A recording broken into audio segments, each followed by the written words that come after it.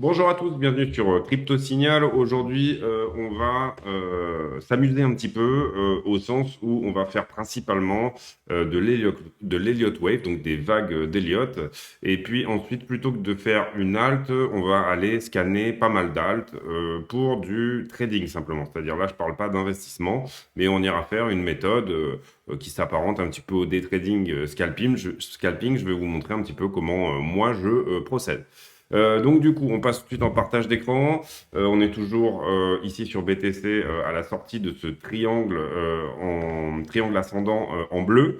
Vous voyez ici que c'est une figure plutôt bullish. On a validé, on a fait le pullback sur cette ligne-là, la résistance horizontale qui nous empêchait de sortir de ce triangle jusque-là. Hein. Vous comprenez que la psychologie de cette figure, c'est que le prix voudrait monter, mais à chaque fois, il se fait descendre vers le bas en raison probablement d'ailleurs d'une structure où c'est principalement qu'on est trop leveragé et que donc du coup à chaque fois qu'on atteint un petit peu ce point et ben il y a encore du long à liquider, donc on redescend à l'intérieur. Là on en est sorti, on a fait notre pullback dessus, donc pour l'instant ça tient bien. Vous voyez que en sortant de cette figure, et là je suis en 4 heures, je suis pas en daily, d'habitude je me mets plutôt en daily. En sortant de cette figure, on a fait ce qu'on appelle un Bart Simpson, c'est-à-dire la coupe de Bart, en fait, la coupe en brosse de Bart, le haut de la tête de Bart Simpson. Et puis là, on revient valider éventuellement là, ce support en jaune. Support qui est la ligne de coup ici de une potentielle épaule tête-épaule qui avait cassé vers le bas, mais qui n'est pas allé chercher ses objectifs, du moins pas encore. Voilà un petit peu l'idée. Vous comprenez là que on n'est pas à l'abri de réintégrer cette figure et on va faire du Elliott un petit peu pour essayer de comprendre qu'est-ce qui pourrait, quels sont les deux scénarios qui pourraient ici à partir de là jouer. Alors déjà, on va faire le scénario baissier à court terme. Donc on va plutôt se mettre ici en 2 heures.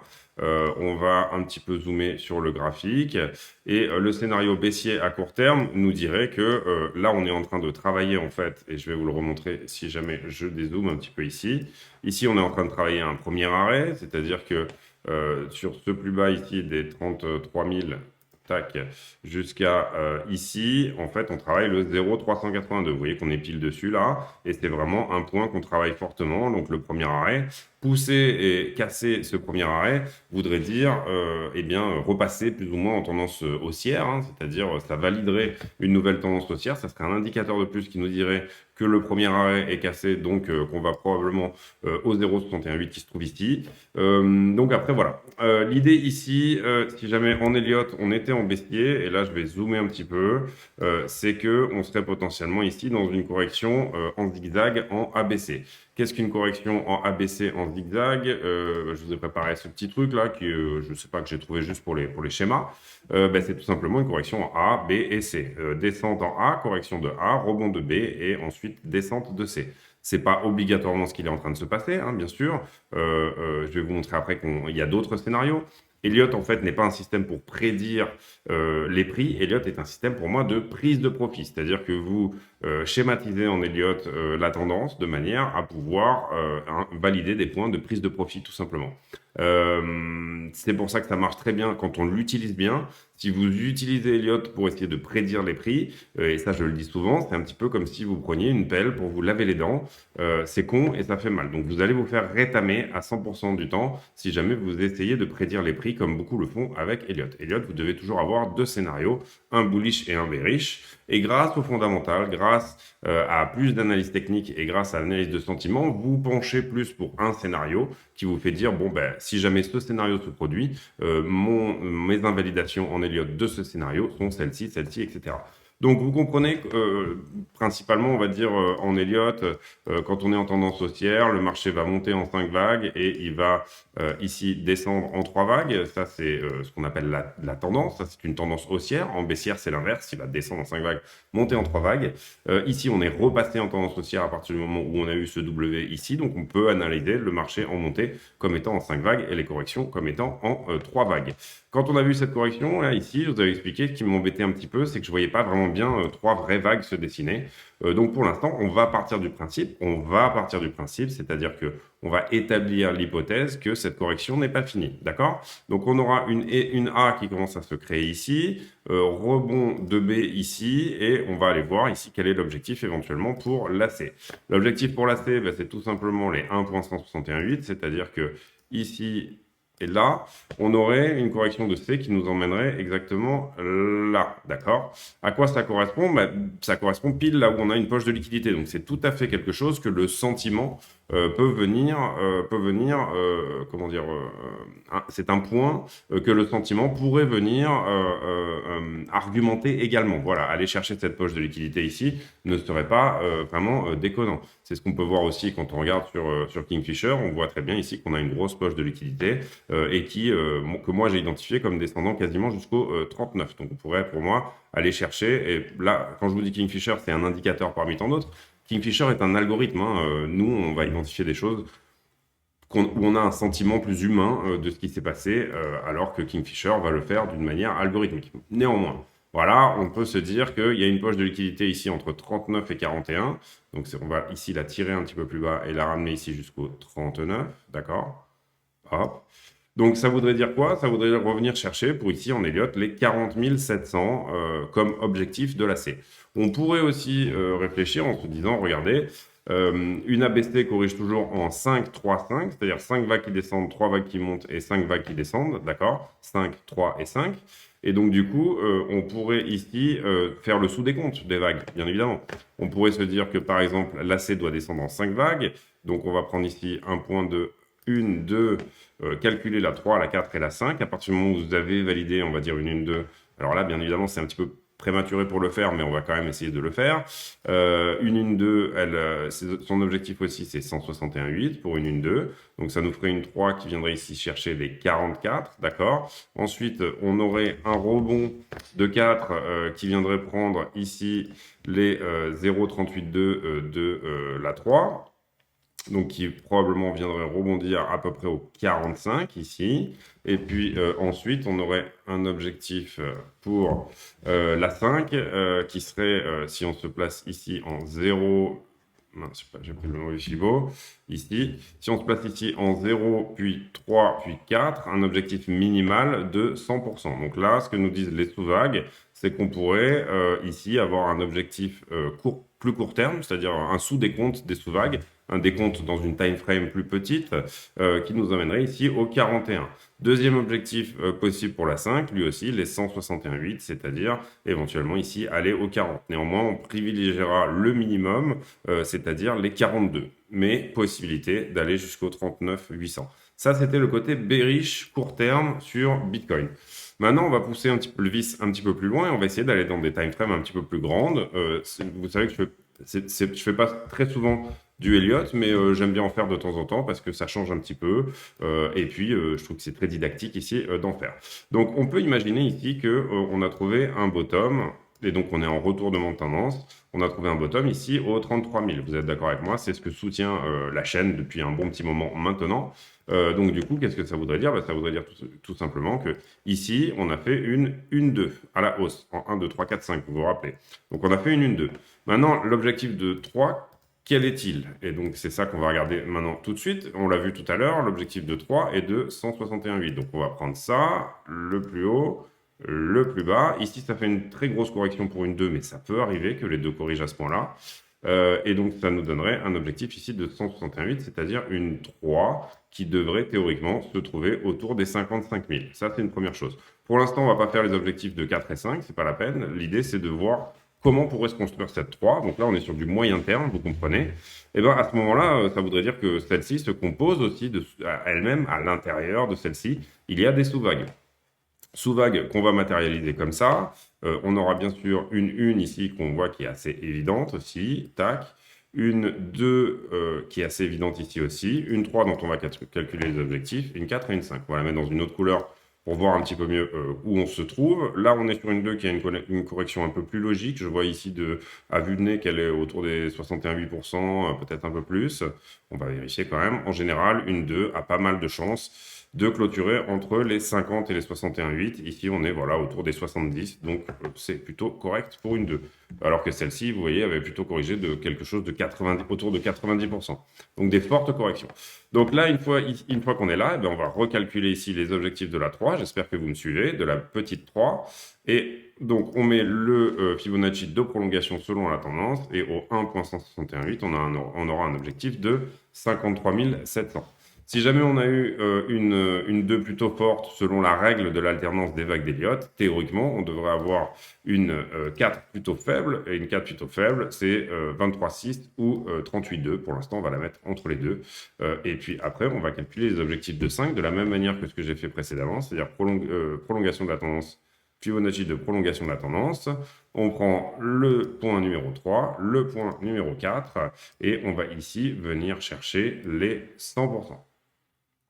Donc là, on voit qu'on a une discordance entre les deux objectifs. Qu'est-ce que ça veut dire? Ça veut dire que soit la 3 ira chercher des objectifs plus importants, je parle de cette 3-là, celle qui est là, soit que ici, on est plutôt dans une 3 qui va comment dire, être moins forte que ses objectifs. À partir du moment où elle fait 100%, de toute façon, une 3 est validée. La seule règle qu'il y a, c'est que la vague numéro 3 ne peut pas être la plus courte des vagues. C'est-à-dire que si vous comprenez que si elle est à 100%, elle fera l'égale exactement la 1, donc il faudrait que la 5 soit très courte. Ça voudrait dire vraiment une impulsive, ça s'appelle une impulsive, là, cette conjonction de 5 vagues, et c'est une vague impulsive en elle-même. Ça veut dire que cette impulsive serait moins forte ici et serait plus tassée, on va dire, que ce qu'on a dessiné là. C'est tout à fait possible. Quand je dis 161,8, ça n'est pas un objectif minimal. Ensuite, on va voir ce qui se passe à l'intérieur même de ces vagues. Et désolé, c'est peut-être une vidéo qui va être un petit peu rébarbative, mais du coup, vous aurez ici, de la même manière, une 2, là, par exemple. Ici, on va voir les objectifs de 3, donc on va aller les calculer et voir ce qui se passe ici à l'intérieur, toujours en mettant une autre couleur. En mettant une autre couleur, donc ici, on a une 2, pareil, avec une correction de 2 qui est très forte. Et puis, on va aller placer ici notre Fibonacci de prolongation de la tendance.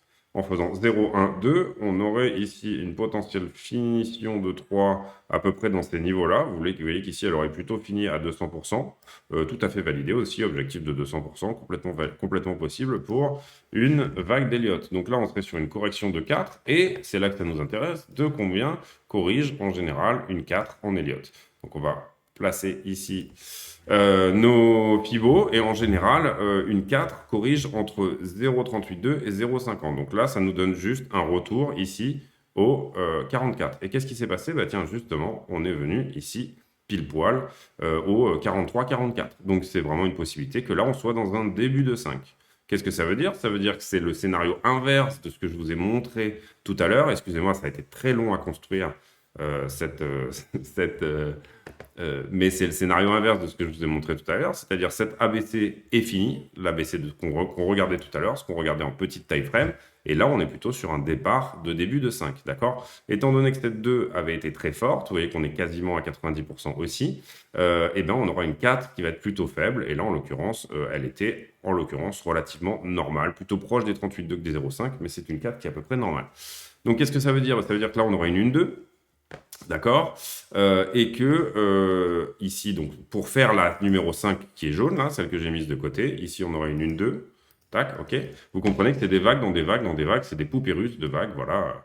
Donc là, on aura une 1-2, on peut calculer son objectif toujours entre 50 et 61,8 ici. On va zoomer un petit peu pour que ça soit un petit peu plus clair. Voilà. Et ici, qu'est-ce qu'on a? On a une 2 qui se termine, qu'on pourrait même terminer ici, bah, pile poil entre 50 et 61,8. Donc on va calculer l'objectif de la 3. Et là, vous comprenez qu'en Elliott, en maintenant 14 minutes, excusez-moi, c'était un petit peu, mais au moins vous avez toute la construction ici. On va mettre celle-ci dans une autre couleur, toute la construction du raisonnement.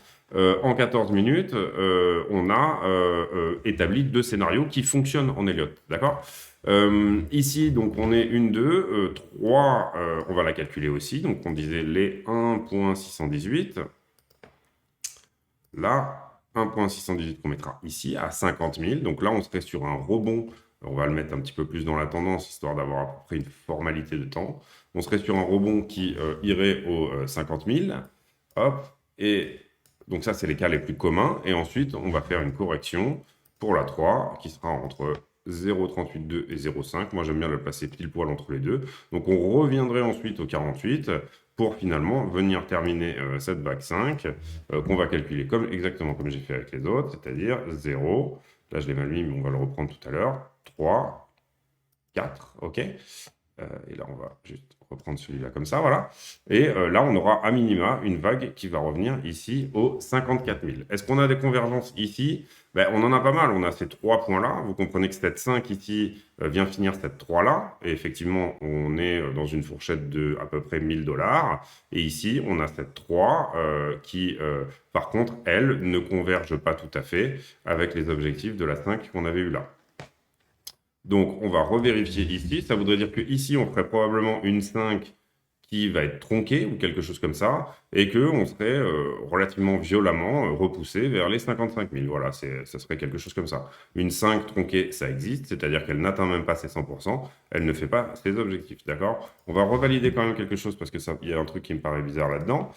C'est que ici, pour la 5, hop, 0, 3, 4... Oui, c'est ça, on avait une 5 à 67 ici, et en fait, elle serait ici tronquée voilà, par les objectifs du reste. Donc, en fait, ce qui se passerait, vous comprenez là, c'est que tout se décale, hein, bien évidemment. Hop. Ici, cette 3 viendrait se terminer ici, d'accord? Puisque la petite 5 serait la fin de la 3. Et là, cette 3 viendrait se terminer, par exemple, ici.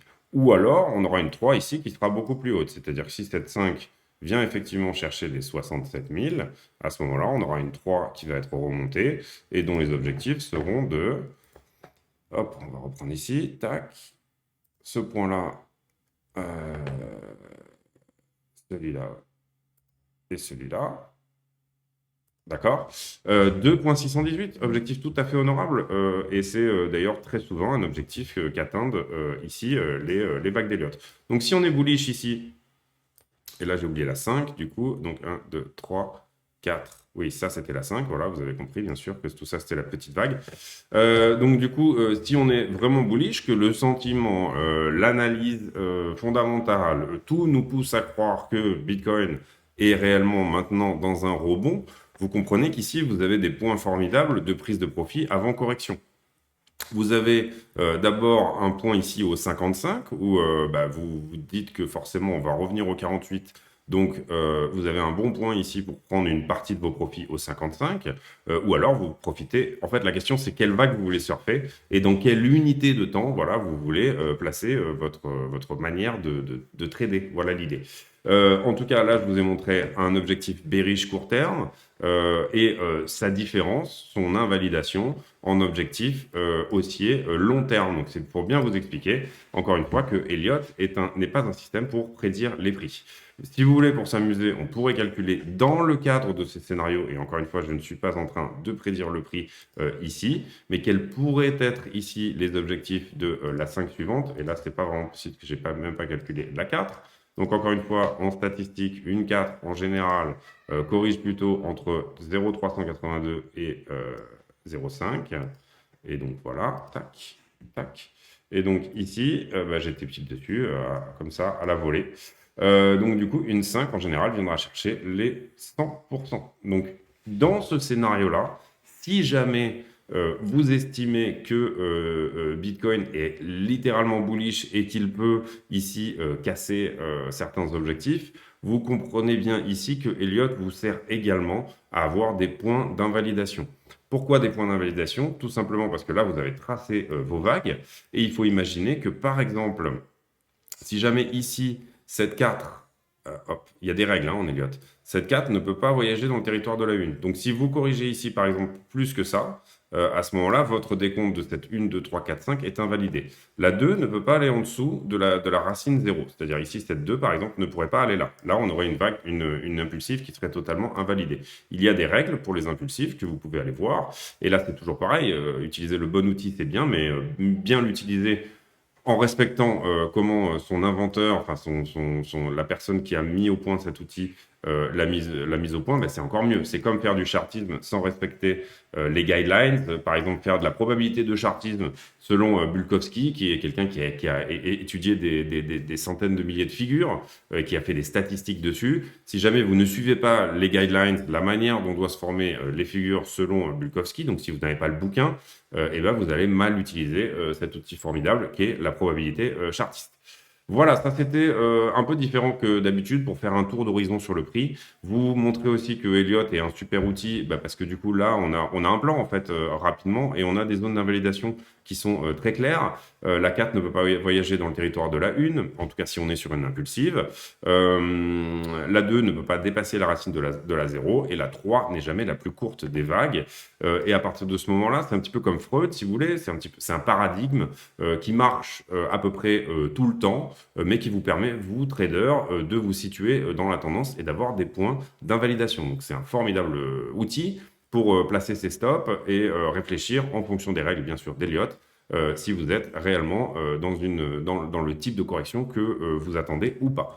Là, tout simplement, ici, en fait, on pourrait établir à peu près 4 scénarios, je pense, à l'instant T, sur la vague qui est en train de se créer. Vous comprenez aussi que, comment dire, si je reviens ici sur Bitcoin, sur mon graphique normal, hop, tac. Ici, la running flat dont je vous parle assez souvent, qui est probablement, hop, qui pour l'instant tient, c'est un scénario qui tient, là ici en A, B, C, d'accord, et soit une vague 4, soit une vague 2 de quelque chose, hein, puisque Bitcoin est haussier, donc vous pourriez ici faire des projections, donc c'est-à-dire, je vous mets la running, comme ça on est bien d'accord sur ce dont on parle, c'est une ABC qui est comme ça c'est une running, d'accord, donc c'est un type de correction qui n'est pas la zigzag que je vous ai montré tout à l'heure, ici on est soit dans une vague 2, soit dans une vague 4. Sincèrement, il y a beaucoup d'héliotistes qui disent qu'on est dans une vague 4. Moi, je pense qu'on est plutôt dans une vague 2. Mais c'est un petit peu à chacun. Moi, pour moi, en fait, elle se met ici depuis mars 2020. C'est quelque chose que moi, j'analyse comme ça. Mais après, n'importe quel héliotiste, il y a autant de décomptes d'Elliott que d'héliotistes, hein, en fait. Et ici, pour moi, on est dans une type de correction parfaite entre 50 et 61,8. Type de correction parfaite d'une 2. Donc, tout simplement, déjà, si jamais vous êtes bullish ici, en Elliott pour trouver un objectif ici à très long terme. Donc, on va tabler comme ça. Tac, 2 ici. Si jamais on a trouvé un bottom, bien sûr, à l'instant T. Donc, tous ces décomptes-là peuvent bien évidemment être invalidés à l'instant T aussi et par des invalidations. Là, par exemple, la running, si jamais on fait un nouveau plus bas, elle sera littéralement invalidée.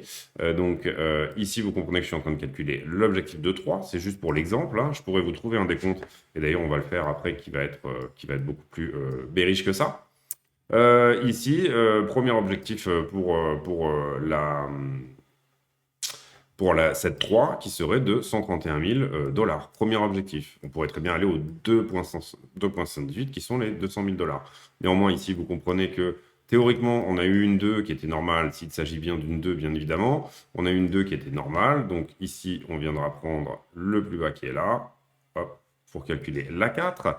La 4 qui, normalement, devrait nous donner ici une correction entre 0,322 et 0,5. Donc un retour, après avoir tapé les 130 000 dollars, un retour aux 90 000 par exemple. Tac, tout ça ne se fait pas bien sûr en ligne droite. Hein. Vous comprenez que ce n'est pas une ligne droite, ça, hein, ce que je suis en train de vous montrer là. Et là, on pourrait calculer la 5 tout simplement en faisant ça. On va virer celui-ci et on va prendre prolongation et on va faire 0, 3 et 4 et un minima 100%, donc 214 000 dollars. On pourrait ici aller chercher les 1,618. Donc voilà, ça, ce sont des manières de calculer à très long terme. Vous comprenez que là, j'ai complètement changé la time frame. On est sur plusieurs années des objectifs pour Bitcoin autour des 214 000 dollars. Donc voilà un petit peu, vous comprenez ici l'idée d'Elliott. Alors on va faire maintenant un potentiel, comment dire, décompte baissier. Tout simplement, imaginons qu'on n'est pas dans une running, mais qu'on est dans une correction de flat étendue. Là, je vais reprendre le graphique de tout à l'heure. Hop, une correction de flat étendue, qu'est-ce que ça nous dirait? Ça nous dirait tout simplement que là, on a fait une A, une B et que la C n'est pas finie, d'accord? Donc, je vais vous montrer ça comme ça, rapidement. Hop. C'est vraiment pour faire un disclaimer sur Elliott, parce que je vois trop d'abrutis qui font de la prédiction de prix avec Elliott, et je trouve que ça n'a aucun intérêt, ça n'a aucun intérêt du tout. Donc du coup là, vous comprenez que ce que je vous ai expliqué, c'est qu'en fait la 2 dont je parlais tout à l'heure n'est pas finie. La 2 ou la 4 d'ailleurs, à ce stade-là, c'est même pas vraiment important. Donc ici, on aura une 2 qui va continuer plus bas. Qu'est-ce que ça veut dire, une 2 qui va continuer plus bas? Ça veut dire que tout simplement, elle va descendre encore plus. Donc cette correction dont je vous ai expliqué tout à l'heure en ABC, les 3 vagues, hop, A, ici, les mots ont un peu du mal, mais voilà, B, ici, et C, ici, n'est pas terminée. En général, une flat étendue vient chercher les 161,8. Donc ça serait le décompte bearish sur Elliott. C'est-à-dire que on aurait, puisque là, ce qu'on a validé, nous, vous comprenez que dans une running flat, on a validé les 100%, ici, pile poil, d'accord? Là, ça, c'est une running, on a validé 100%. Ce mouvement est exactement égal à celui-là. Bon, là, peut-être pas bien, très bien mis partout, mais voilà. Là, vous comprenez ici, on est pile au 100%, hein, c'est ce qui s'est passé. Eh bien, il y a une possibilité de flat étendue qui nous emmène au 11 400, tout simplement. Donc là, la 2, elle viendrait se trouver ici, et ça modifie, bien entendu, tous les décomptes, d'accord? C'est aussi une très belle possibilité en Elliott. Et là, on serait en train de faire, par exemple, une, 2... Ouais, 1, 2, 3, 4, 5. La fin, en fait, de cette correction peut se faire en 1, 2, 3, 4, 5. On pourrait même être en train de faire la 2, là. Donc, on remonterait entre les 50 et les 61,8. Là, je pense qu'on est au 38,2. Donc, pour l'instant, on n'y est pas encore. Une petite remontée, et puis s'en va à 10 000 $. C'est complètement possible. Vous voyez que ça change complètement les choses, juste simplement en changeant cette correction-là. On n'est plus dans une running flat, on est dans une flat étendue. D'accord? Il y a un objectif avant qui est les 127, qui est possible aussi. Donc, du coup, bah, si vous voulez, je vous le remets. Mais bon, vous avez compris un petit peu l'idée. Donc là, je vous ai montré deux décomptes d'Elliott qui sont complètement antinomiques. Si, par exemple, on était sur celui-là, alors ça ne change pas énormément. Ça change bien sûr beaucoup de choses au niveau des objectifs, mais ça ne change pas que Bitcoin reste haussier. Même si on va à 10 000 $ ici, on aura par après un retour aux 106 000 $. OK? Et puis on aura ensuite la correction de 4 qui va se faire comme suit, à peu près à 38, 2, là, j'ai fait n'importe quoi, mais c'est pas grave, on s'est récupéré. Donc un retour après aux 71 000. Et puis après ça, on aura ici, donc ça c'est le 4 et ça c'est le 3. Désolé si ça va un peu vite, mais j'espère que vous comprenez l'idée. Aux 172 000. Donc on est passé de 214 à 172. Pourtant, on a fait un petit tour en attendant par les 10 000 $. Donc, tout ça, bien entendu, se réfléchit en fonction de vos études à côté. On va vite fait faire les news et puis le sentiment, mais c'était important pour moi de vous montrer ça. Je pense que je ferai pas. Je voulais vous montrer un petit peu comment moi-même, je regarde un petit peu les alts pour du day trading ou du scalping, mais je pense qu'on le fera demain. Et du coup, donc là, on a des reports comme quoi il y aurait des crimes de guerre en Ukraine. On a, donc là, c'est le Wall Street Journal, hein, donc bien entendu, c'est quand même très orienté. Ici, les short sellers qui parient que Tether est vulnérable en fait que les 82 milliards d'investissements de Tether ne sont pas capables de baquer. C'est-à-dire si tout le monde d'un coup voulait retirer cet Ether, il y aurait un problème, mais aussi que s'il y avait un crash boursier et que en même temps, surtout, tout le monde voulait retirer cet Ether, les investissements de Tether ne sont pas suffisamment conservateurs pour pour baquer la monnaie tout simplement, hein. Ensuite, ici, on n'a pas grand-chose, sincèrement. Ça, je vous ai parlé du Parlement européen déjà pas mal de fois la semaine dernière, donc on va passer là-dessus.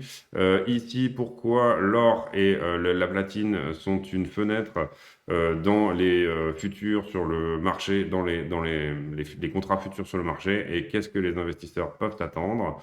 Donc ça, je pense que c'est plutôt bullish. Donc là, on était sur MarketWatch. Et puis ensuite, on va aller faire rapidement le sentiment ici sur Bitcoin. Donc, order flow, bah, c'est à peu près comme tous les jours. On a pas mal d'ordres à l'achat en dessous, mais assez peu de choses à la vente. Bon, si ce n'est bien sûr dans le range où on est. On s'en est enlevé un petit peu là, j'ai l'impression quand même. Oui, il y en a qui ont disparu là plutôt que rajouter. Donc les ordres de vente disparaissent. On a beaucoup d'ordres d'achat en dessous, donc ça c'est plutôt boule. Prochaine expiration des options, ça sera le 8 avril. Max Line Price à 45 000 $. Pour l'instant, un petit open interest, il n'est pas énorme, à 8 000 bitcoins. Néanmoins, bon, on regardera quand même. On voit que ici, le sentiment de marché est plutôt à la latéralisation. Sur les marchés en levier, vous voyez qu'on a beaucoup déleveragé ici, quand même pas mal. On est tombé ici aux 7,77 milliards. Ça, c'est l'open interest de tous les contrats, hein, c'est-à-dire tous les exchanges. Vous voyez, Aggregated Open Interest Stablecoin Margin Contract. Donc, c'est tous les contrats. Et ici, c'est le funding aussi de tous les contrats. De temps en temps, je mets que Binance en plus. Là, ici, je l'ajoute parce que ça me permet d'avoir un petit peu une vision que sur Binance. J'aime bien faire comme ça. Ici, vous voyez qu'on a déleveragé donc de 9 milliards à 7,8 en fait. Beaucoup de contrats qui se sont fermés ici sur cette grosse descente qu'on a eue, cette grosse correction qui finalement est quasiment venue au dollar près. En fait, c'est ça que j'appelle un Bart Simpson. Hein. Vous voyez, vous comprenez ici la coupe en brosse et la partie de visage. Et puis depuis, on est en train d'en faire un deuxième à côté, en fait, un petit peu, j'ai l'impression. Est-ce qu'on va revenir encore une fois valider ici les 44 300? Ça pourrait être possible, d'autant plus que ici, vous comprenez que le sentiment de marché est plutôt au long et qu'on a ici plutôt du longueur en levier qui rentre, même si l'augmentation du nombre de contrats n'est pas énorme à l'instant T. Donc on a eu des gros niveaux de short ici, mais qui se sont tout de suite fait rect dans l'autre sens, vous voyez. Et pour l'instant, pour moi, c'est relativement biaisé parce qu'on n'a pas énormément de contrats on n'a pas d'augmentation énorme de contrats. On n'est pas vraiment venu chercher des niveaux significatifs, si ce n'est non, ça, ce sera un niveau de longue à prendre. Là, ici, là, on peut pas vraiment dire qu'on est venu le chercher non plus. Bon, vous voyez que dans l'ensemble, on a des trucs à venir chercher en haut, on a des trucs à venir chercher en bas aussi, et on en a jusqu'au 39, donc ce qui serait plutôt, pour moi, à l'instant T, relativement baissier. Mais si on regarde par exemple ici les positions fraîches, donc sur iBlock, on a plutôt des gens qui sont positionnés, vous voyez ici, en short. Vous voyez que le delta est plutôt en faveur des shorts. Donc on a plus de liquidité dans les positions fraîches, les positions qui sont en levier très fort et qui datent depuis très peu de temps. Dans les positions fraîches, on a plus de liquidité en haut que en bas. Donc on est dimanche, soit ça déleverage en haut, soit ça déleverage en bas. Soit ça ne déleverage pas du tout aussi. Il y a aussi des week-ends où il ne se passe strictement rien. Ça, je vous l'ai montré à l'instant, mais c'est la poche de liquidité qui nous attend selon Kingfisher. Pour moi, elle est moins importante ici. Par contre, on en a une jolie ici autour des, autour des 40 000 $, plus ou moins, à plus ou moins 1 000 $. Donc voilà, vous comprenez ici, on pourrait faire éventuellement un petit point sur Glassnode, mais je pense qu'on le fera demain. On va aller regarder notre baleine préférée, parce que je crois qu'elle a vendu, oui, elle a vendu 1500 bitcoins ici. Au prix de 46 326 $. En général, ce portefeuille est plutôt bien géré et il voit plutôt bien les tops de marché. Donc voilà, on revient sur le prix pour faire une hypothèse.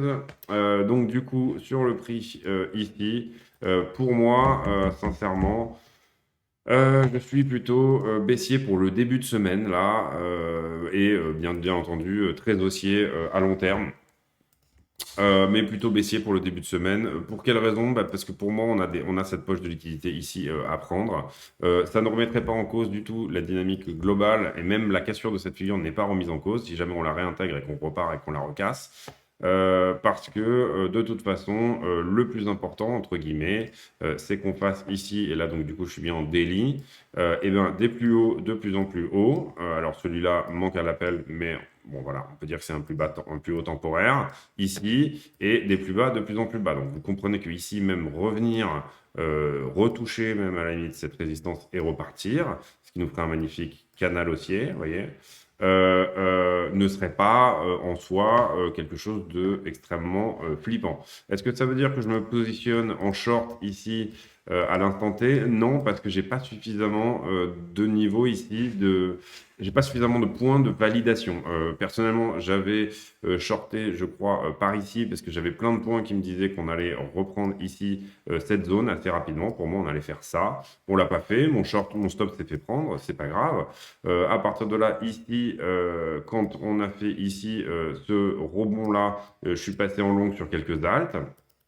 Maintenant, pour l'instant, j'ai pris profit ici sur les trades sur lesquels je m'étais basé, puisque pour l'instant, pour moi, le sentiment est plutôt neutre. J'ai fait des profits, donc autant les prendre et ne pas prendre le risque en étant trop avare, en ayant trop de volonté de gagner plus, de me faire sortir de cette histoire. Si jamais ici le prix part vers le haut, c'est pas grave, je serai d'accord avec ma décision, car dans tous les cas, elle est bien prise et elle est fonction un petit peu de ma vision du marché actuellement. Donc voilà, on surveillera bien ici, et là on va juste simplement, et ça va être très très simple à voir pour vous, quels sont les points à surveiller tout simplement à court terme. Eh bien, vous voyez qu'ici, on a une magnifique tendance, là. Si on casse ça, en fait, tout simplement, si on casse ça à la hausse, hein, je veux dire, comme ça, tac. Bah, pour moi, pour moi, c'est un point de validation, voilà, qui pourrait être ici à l'instant T, tout simplement me donner un niveau clé, où potentiellement, je me dirais que replacer un petit long, par exemple, pour mon trading, n'est pas ici une mauvaise histoire. Et à l'inverse, pour moi, si on repère ici ce niveau-là, ce sera le niveau où je viendrai sortir jusqu'à à minima celui-là. D'accord, vous avez compris? Ici, en fait, c'est comme une cordée et des camps de base. Voilà, enfin voilà, vous montez une montagne et puis vous la descendez. Donc tout simplement, si à ce moment-là vous décidez qu'on a perdu ce camp de base-là, et ben à ce moment-là, on va forcément, pour moi, aller chercher celui-ci. D'accord?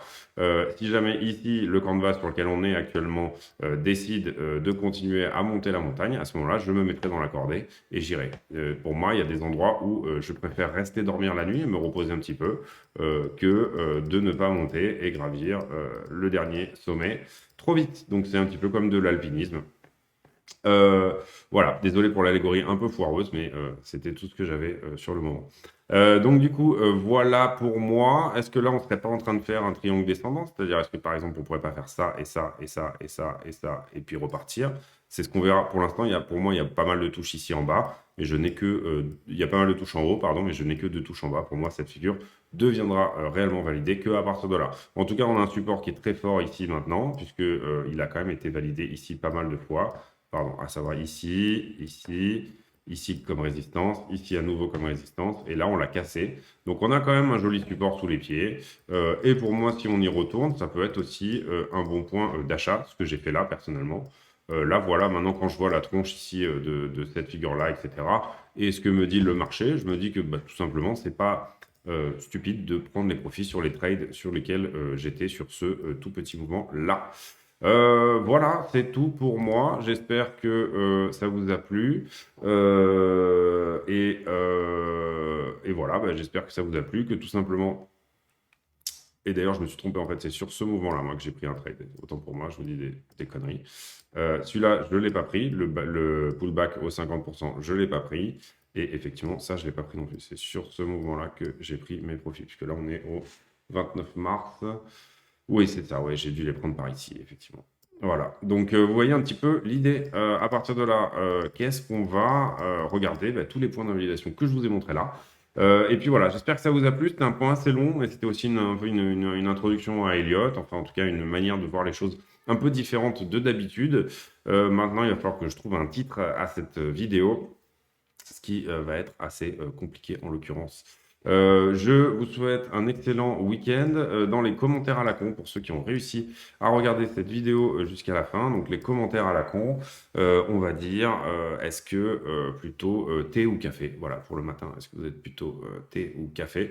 Donc répondez-moi ça en commentaire si jamais vous avez réussi à suivre la vidéo jusqu'à la fin. Merci beaucoup de m'avoir suivi. Excellent week-end à tous et à bientôt. Salut.